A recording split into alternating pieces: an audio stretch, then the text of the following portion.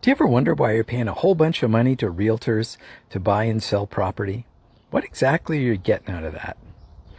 I'm going to share with you what we've been going through over the last few months. We're looking to buy a place, and we started casually looking just by going to some open houses a number of months ago, and now we're actually kind of zooming in on looking at buying a place.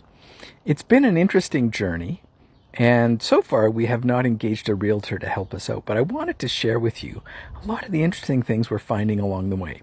Just this weekend, as an example, to give you an example of 3 different experiences, places we were looking at, each has different realtors.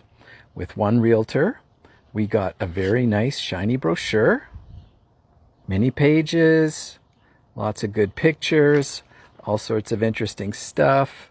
Floor plan, QR code, the good stuff. Then, one place, now these are just scheduled open houses, mind you. One place we go, this is what we got. Single page, printed directly out of the real estate listing software. So I'd call that, well, I wouldn't even call that the bare minimum. And then finally, the third place we went to, nobody even showed up for the open house. We went, the place is empty, so someone's been trying to sell it for a while, and no one was home, no one was there for the realtor, and we sent them an email. That was yesterday. At the time, they're supposed to be holding the open house. Now we're about 26 hours later, still haven't had a reply to the email, which is interesting because we might well be interested in buying that place. So here's the thing. Each one of these realtors on these 3 different places, they all cost about the same amount, these places. They're looking to gross about $13,000 in commission from the sale. So honestly, even doing a fancy multi-page brochure isn't that big a deal when you're bringing in that kind of coin. But it's all gotten so weird and soft. There's just not that many realtors who are really good at what they do. That is, they know their market, they know the domain, they know how to sell. In the months that we've been out and about looking at places, we've probably seen, I'm guessing, at least a dozen different realtors. They always ask if we're working with a realtor because, of course, they're salespeople, good for them, and they're trolling to see if they might find a new client. But when I tell them that we're not working with a realtor as buyers, not a single one of them yet has asked why. Actually, I correct that. One person very early in the process did ask why. No one else has. And of course, why would be the most basic question so that you might get into a conversation. Maybe you're going to learn something. Maybe you're going to be able to counter what that person is thinking. But nobody's been curious enough. Or perhaps they're fearful. They don't really want to know why. Because honestly, most of these people aren't that good at their job. I say that because I engage them in conversations. They don't really know that much about the market. They don't really know much about what's going on. They're just kind of nice people who got into this thing, and of course the market was hot as heck for years and years, and so they probably did okay. Maybe they sold a house every month or two, and so they got some good coin. Now, in our market, it's a lot harder to sell right now, and prices are sagging, which is a very difficult market to sell into, and so they're finding it harder, and I think they don't quite know what to do. So here's the question. Why is it, for example, it's about doubled probably the value of real estate here in the last, let's say, 6 years.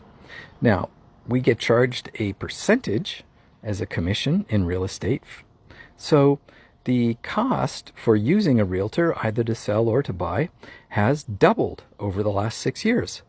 Well, why is that? Are you getting double the service? Have their costs gone up? I mean, what's going on? Why are they getting paid $13,000 now to do what they were doing for $6,500 only about 6 years ago? Now, this isn't just a slag on realtors. You know, I've got enough interest and experience, and I know enough people in real estate that I have some confidence about buying a place without using a realtor. Doesn't mean we won't. So far, I don't think we're going to, but you never know what might happen. But I do object to paying $13,000 merely to have somebody maybe drive me around. That's what they used to do. They don't really seem to do that anymore. You just meet them there. And basically feed me the information I can already get off the system. This is just another one of those cartels. They've kind of got the system locked up, and they've kind of got people thinking that you really have to use it. But the truth is you really don't. Now, that doesn't mean you shouldn't. I'm not saying that at all. And certainly if I were looking at selling a place, if I had someone that I thought was a really good realtor, especially in a market that's a little tougher to sell into, I may well use a realtor to do that. Takes a lot of hassle and a lot of headaches off my plate. But to buy a place, what exactly am I getting out of that? They use a standard form that they fill in the blanks to make an offer. They go back and forth. They act as the intermediary. One thing I do get is quick access into places I want to go see, because I don't have to make an arrangement with the selling realtor. Just my guy or girl figures it out and we go and meet. But $13,000 seems like an awful lot of money to pay for that level of service. So we're on this journey. I'm going to have lots more to say about what's going on, both through this journey, because this is an expense that most people, the middle class, has been built in Canada on the growth and the leveraging of personal residential real estate and the tax treatment of it. So it's a great thing to own. I'm big on it. And but I think that when we're looking at these transactions, we should be making some very conscious decisions about what we're doing. And we should at the very least be making sure we're getting some real value for the enormous amount of money that we're being asked to spend in order to have the blessing of using a realtor. Now, let me add a couple of pluses in here.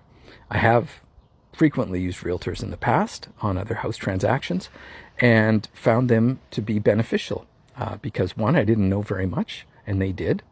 And I had a very knowledgeable realtor that we used many times. Number two, back in the day, they had access when the market was really tight. So listings would come up and they'd sell, within a day.